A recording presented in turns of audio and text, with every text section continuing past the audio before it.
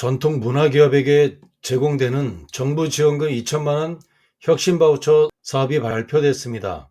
제조업 혁신 바우처 5천만 원, 수출 바우처 3천에서 1억 원, 데이터 바우처가 4천에서 6천만 원.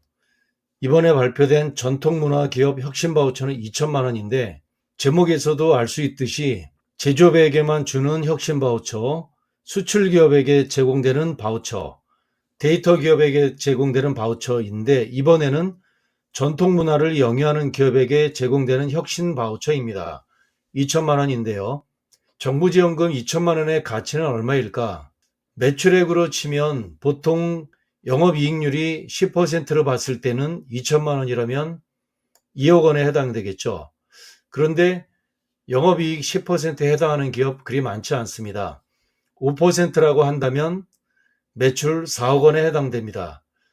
즉 2억 내지 4억, 약 3억 원에 해당하는 경제적 가치가 아닐까라고 생각되는데 3억 원에 해당되는 매출액은 전 직원이 한 달 혹은 2달 가까이 열심히 일한 시간에 해당하는 돈이 바로 정부 지원금 2천만 원이라고 생각이 됩니다. 이번 2023년 전통문화혁신 바우처 영상의 핵심 내용은 첫 번째 2천만 원 지원하는 전통문화기업 혁신 바우처는 어떤 사업이고 두 번째 지원 규모와 지원 분야는 마지막 신청 방법 및 주의사항에 대해서 영상의 내용을 담았습니다. 이 내용이 궁금하신 분은 영상을 끝까지 시청해 주시기 바랍니다.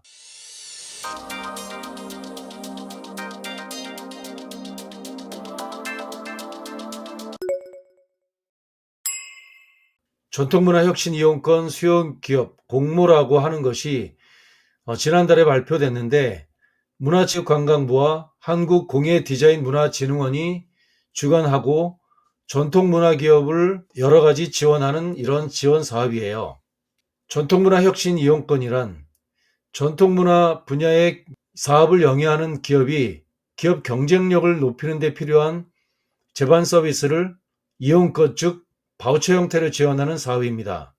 바우처라고 하는 것은 사용처가 정해진 현금성 쿠폰입니다. 현금으로 지급받는 지원금과 바우처로 지급받는 지원금이 사실상 현금이라는 것은 동일한데 바우처라는 단어가 들어갈 때는 목적 사업에 대해서만 지원한다는 것 기억하시고요. 우리 수요기업은 공급기업에게만 서비스를 받을 수 있습니다. 국가 공공기관에서는 선정받은 기업에게 대해서는 현금으로 돈을 지급을 합니다. 그러나 그 현금은 아무 데서나 쓸 수 있는 것이 아니라 반드시 공급기업에게만 사용할 수 있는 지원금입니다. 그래서 바우처라는 단어가 붙어 있고요. 현금은 현금인데 사용처가 특정됐다는 것이 그 차이점이라고 생각하시면 됩니다. 지원 규모 자부담 부담률은 지원 규모는 40개인데 얼마 안 되는 것 같지만 이 사업은 누적되고 앞으로도 계속될 사업이라고 볼 때는 이번 기회에 대표님께서 도전할 만하다라고 판단하면 도전을 추천드립니다. 사업 고도화 35개사, 기술혁신 5개사를 포함을 합니다. 국비로 지원되는 액수는 2천만 원이고요. 여기에 대해서 별도로 자부담 200만 원이 들어갑니다. 대표님 기업이 선정을 받으면 200만 원을 먼저 공공기관에다가 입금을 한 이후에 입금 후에 지원금이 지급되는 구조라 이렇게 보시면 됩니다. 지원 대상은 전통문화 관련 사업에 종사하는 중소기업 또는 소상공인이고 사업자 등록을 보유한 개인이나 법인기업입니다. 여기서 문화산업진흥법에 따른 사업체와 중소기업이라는 거죠. 비영리 단체에 있을 수 있는데 해당 사항이 없습니다. 중소기업 그리고 문화산업진흥법에 해당되는 해당 사업체 한번 자세히 볼까요? 문화산업진흥법 여기에는 전통적인 소재와 기법을 활용해서 상품의 생산과 유통이 이루어지는 산업을 이야기합니다. 의상, 조형물, 장식용품, 소품, 생활용품 등 관련 산업이라고 이야기되고요. 사업자 등록증에 전통문화 관련 업종이 1개 이상 들어가 있어야 되고요. 또 이럴 수도 있죠. 전통문화를 단품으로 영위할 수도 있는데 플랫폼 기업도 있고요. 콘텐츠 기업도 있습니다. 플랫폼이나 전통문화 콘텐츠 등 융복합 형태로 하는 기업도 지원 대상이 됩니다. 혹은 이럴 수도 있죠. 사업자 등록증으로 증빙이 어려운 경우는 우리 관련 사업 실적, 전문 인력 보유 등으로 확인된 기업이라면 가능하고 회사 속에서는 자유양식으로 대체가 됩니다. 지원 내용은 2개 분야 7개 프로그램이에요. 2개 분야 7개 프로그램. 첫 번째 분야는 기술혁신 관련한 분야, 기술혁신 및 지식재산권 관리. 그냥 간단하게 생각하면 특허와 관련된 제반, 컨설팅을 포함한 거라 보시면 됩니다.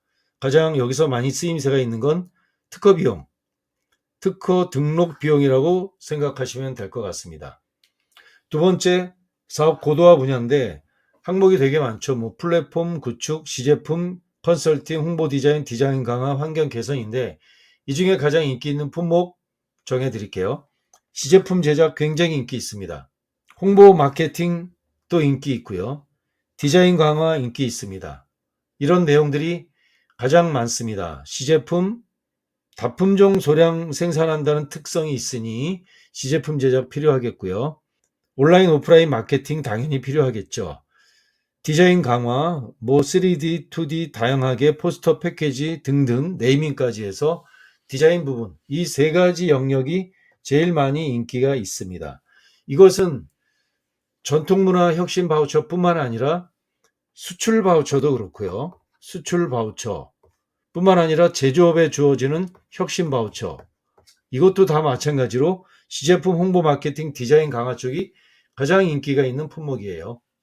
신청은 5월 27일 토요일까지 신청 마감이고요. 전통문화 혁신 이용권 누리집을 통해서 접수하시면 됩니다. 적격성 검토 있겠죠. 제출 서류 체크해 주시고요.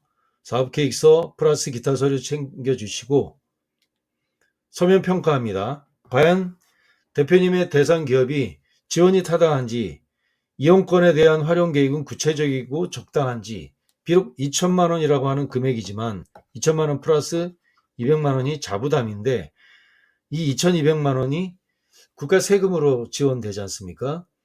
지원했을 때 지원의 시너지가 나는 기업들, 이런 기업들이 아마 우선적으로 지원되지 않을까로 판단이 됩니다. 이렇게 적격성 검토 서면 평가 이후에 최종 선정하는 순으로 되어 있습니다. 주의사항, 불량거래처 안 되겠죠. 세금으로 지원하는데 국세지방세 체납하면 안 되고 휴폐업 부도 이런 것도 안 됩니다. 특히 운영기관과 이해충돌이 있는 특수관계 이렇게 안 됩니다. 문체부와 공예디자인진흥원의 2023년 전통문화기업 혁신바우처 무료 상담 신청은 아래 설명문을 클릭해 주세요. 고맙습니다.